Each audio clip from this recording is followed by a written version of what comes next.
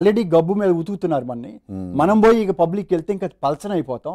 Already ticket దగ్గర కానీ రకరకాల ఇష్యూస్ అవుతున్నాయి. మనం దీనికోసం ఇది కరెక్ట్ కాదని చెప్పాం.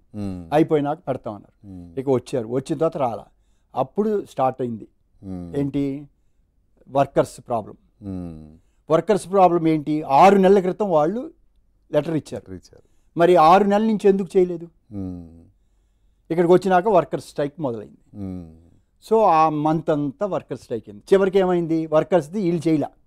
ఎప్పుడు కూడా చైర్మన్తో సంబంధం లేదు సార్. ఏ వర్కర్స్ మీటింగ్ అయినా ఒక కమిటీని వేస్తారు. ఆ కమిటీయే డీల్ చేస్తుంది. చైర్మన్కి సంబంధం లేదు. Secretary is the convener. వీళ్ళు తప్పితే ఏ బాడీ ఉన్నా లేకపోయినా దానికంటూ ఒక గ్రూప్ ఉంటుంది. గ్రూప్ అంటే ఎమినెంట్ పర్సనాలిటీస్, ఎవరు పెద్ద ప్రొడ్యూసర్స్, చిన్న ప్రొడ్యూసర్స్, వాళ్ళు రన్ చేస్తారు, వాళ్ళు నెగోషియేట్ చేస్తారు. మరి సంవత్సరం నుంచి ఉన్నారు. ఇది వాళ్ళు ఇచ్చి 6 నెలలు 7 నెలలు అయింది కదా, మరి ఎందుకు చేయలే?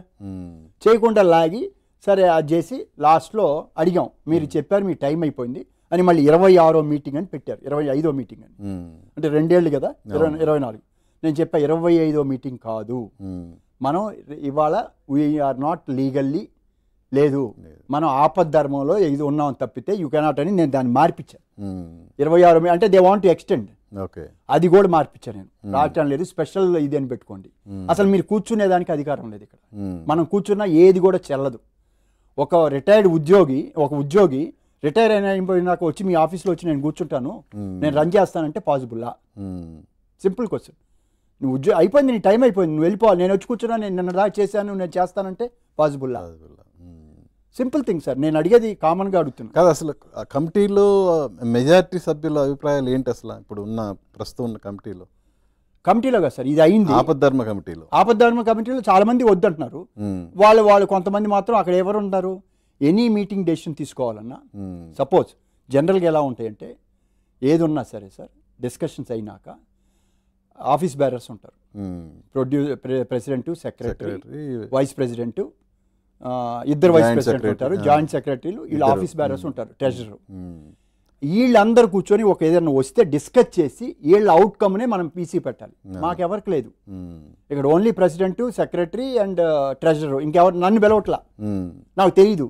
నాకు తెలిసి వచ్చి ఏమండి మీకు లేకుండా పెడుతున్నారు, తప్పు అవుతుందని పెట్టినా కూడా నన్ను పిలవరు. ఒకవేళ మీకు ప్రాబ్లం ఉంటే నాకు చెప్పండి, మీకు ఏదైనా ప్రాబ్లం ఉంటే నేను వస్తా, నేను ఆ టైంలో కూర్చుంటా అంటే నాకు చెప్పరు. నైట్ వెళ్ళిపోయినాక ఒక 5:30కో 6కో వేసేసి గమ్మున వెళ్ళిపోతారు, ఎవరు ఉంటారు. వెళ్ళి కూర్చుంటే ఆఫీస్లో ఉంటారు, బిజీగా ఉన్నారు. సరే బిజీగా ఉన్నప్పుడు మనం డిస్టర్బ్ చేయకూడదు. ఇది కరెక్ట్ కాదు. అంటే ఎన్ని రోజులు జరుగుతుంది. సరే దీని మీద పోరాడు. అప్పుడు ఇక లాభం లేదనుకొని నేను ఇమ్మీడియట్గా తుమ్మల నాగేశ్వరరావు గారి దగ్గరికి వెళ్ళాను, మంత్రి గారి దగ్గరికి. ఎందుకంటే ఇది కోఆపరేటివ్ సొసైటీ. వెళ్ళిపోతే పాపం ఆయన వెంటనే ఫోన్ చేశారు. చేసి కన్సర్న్ వాళ్ళకి ఏంటి వాళ్ళు టైం అయిందంట, అది పెట్టండి అని ఆయన ఫోన్ చేశారు, పెట్టారు. సరే నేను గబగబా ఒక అప్లికేషన్ తీసుకొని ఆయన కలవటానికి వెళ్ళాను. ఆయన ఫోన్లో చెప్పారు. నేను ఆఫీస్కి వెళ్ళాను. ఆఫీస్కి వెళ్తే ఆ సెక్రటరీ గారు బిజీగా ఉన్నారు, బట్ రమ్మన్నారు. ఆయనకి డౌట్ వచ్చింది, అసలు ఇది మంద కాదు. వచ్చి నేను ఒక గంట కూర్చున్నా. వాళ్ళు సొసైటీ వేరే ఏదో చిత్రపూరి కాలనీ ఏదో ఇష్యూ జరుగుతుంది, ఎవరో వచ్చున్నారు. నన్ను పిలిచారు. చాలాసేపు గంట వెయిట్ చేసినాక ఏంటంటే ఇది లెటర్ ఇచ్చా, ఇది మా దాంట్లో లేదండి అన్నాడు. అదేంటి సార్ మీరే కదా సార్ సొసైటీస్ అన్నా. లేదే మాది కాదే అన్నారు. వాళ్ళకి అర్థం కాల. అప్పుడు నేను మళ్ళీ వీళ్ళని అడిగాను. అడిగితే ఆఫీస్ అడిగితే కాదు సార్ ఇది రిజిస్టర్ ఆఫ్ కంపెనీస్ స్టాంప్స్ అండి అని అన్నారు. వాళ్ళు చూసి అంతసేపు డిస్కస్ అయినాక వాళ్ళకి కనపడలా మంది. సారీ సార్ అని ఓ దండం పెట్టి, తప్పైపోయింది, ఎక్కడికి వెళ్ళాలి ఆఫీస్ కూడా తెలియదు అంటే, ఇక్కడే ఉందండి అక్కడ రాజీవ్ దీని దగ్గర ఓల్డ్ దీంట్లో అదే ఇది సరే హిమాలయ డ్రగ్స్ గాంధీ భవన్ దాటిన తర్వాత ముందు రైట్ సైడ్ ఉంటుంది. సరే అక్కడికి మళ్ళీ అన్నీ కొట్టించుకొని ఆ సెక్రటరీ దగ్గరికి వెళ్ళాను. రాజీవ్ గాంధీ అని